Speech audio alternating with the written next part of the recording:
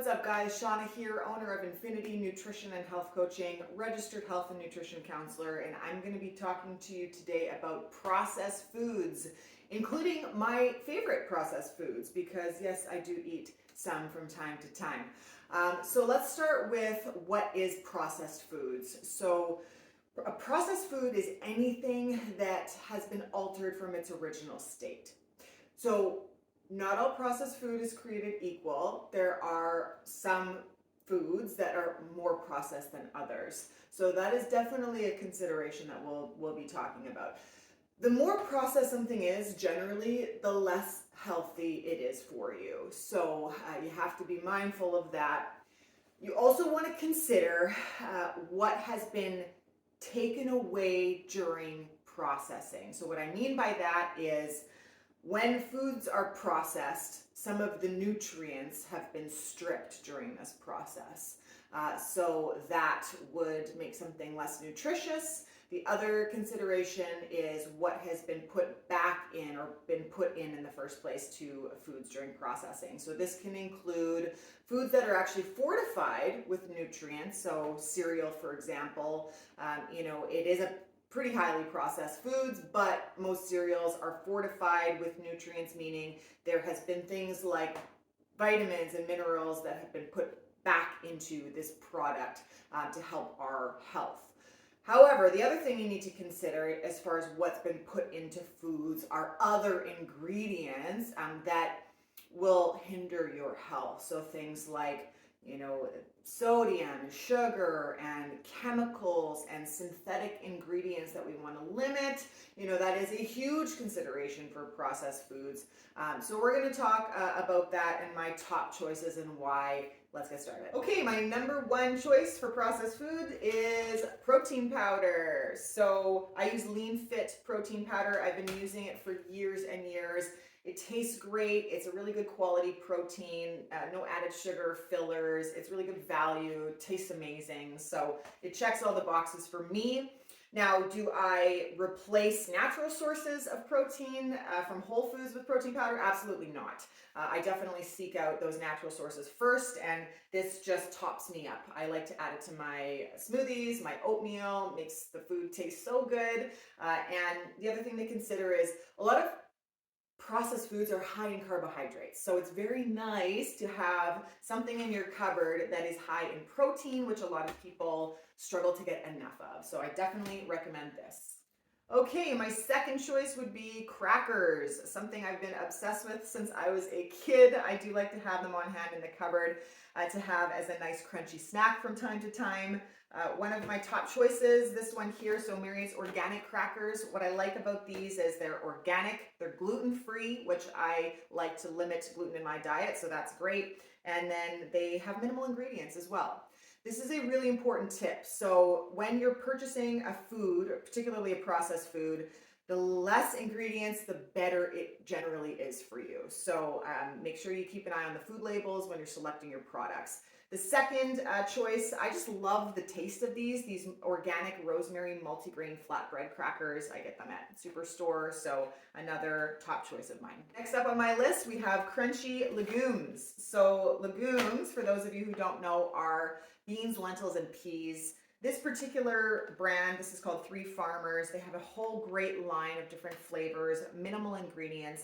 And what I especially love about having these on hand is that legumes are a great source of plant-based protein and they're high in fiber. Now, generally in the cupboards, it's a lot of high carb options. So having something that promotes balance, that has that protein and fiber content is fantastic. All right, number 4 on my list is dried fruit. Now, I'm using figs as an example, but not limited to figs. Dates or goji berries is another one of my favorites. Anything that you enjoy. The key to dried fruit is make sure you get something that does not have added sugar in it. Most products have added sugar, so you kind of have to look carefully for that. I don't know why. It's probably to addict you to that product, but dried fruit is sweet enough on its own. Now, fun fact about me, I have a sickly sweet tooth, but instead of turning to the cookies and the cake and the ice cream and the donuts and all the things that have all of that added sugar that is going to make me feel terrible. A couple of figs really just hits the spot for me when I'm craving something sweet, which is why I love to have them on hand. Okay, next up on my list are chips, but probably not the chips that you're thinking of. I don't eat things like Doritos, anything like that is so highly processed, it just doesn't make me feel good. There's over 30 ingredients in it, MSG, extra salt, like all sorts of stuff that, I just don't want to put into my body. So I will maybe have like Miss Vicky's a couple of times a year, but that's the extent of that. I will turn to a healthier alternative if I want that chip-like food. So I'm going to give you two examples that are in my cupboard right now. So first one, apple chips. So this would be more of a sweeter, like I said, I have a really sweet tooth. So this is a sweet kind of crunch. And what I like about these apple chips, as it says, nothing but apple. They're literally just dehydrated apples. No added sugar, no other ingredients. They are higher in sugar, but it's naturally occurring, so not the worst thing in the world. Now, if you want something a little bit more on the salty or savory side, these veggie chips I quite like.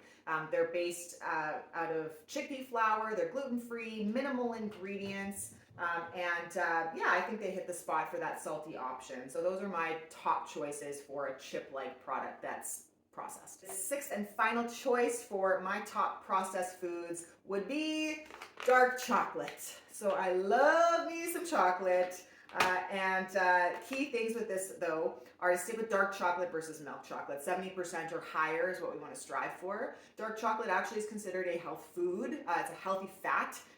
We just want to try to limit the amount of ingredients and the added sugar that we consume with it. And of course, always consume in moderation. This particular product, so JoJo's Dark Chocolate Bites, has 8 grams of sugar per serving. A lot of them will have at least 15 or 20 grams of sugar per serving. So that's pretty reasonable. And again, minimal ingredients with this. So I will always have this in my cupboard for that sweet fix that's totally guilt-free. All right, so there you have it, a list of my top processed foods. Can you be healthy and still eat processed foods? Absolutely.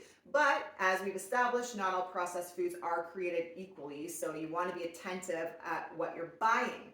I personally live by the 80-20 rule, or maybe the 90-10 rule, so 10% of my calories are coming from foods like this. The rest of them are coming from whole foods. And everything in moderation. So look at the serving sizes and try not to overdo it.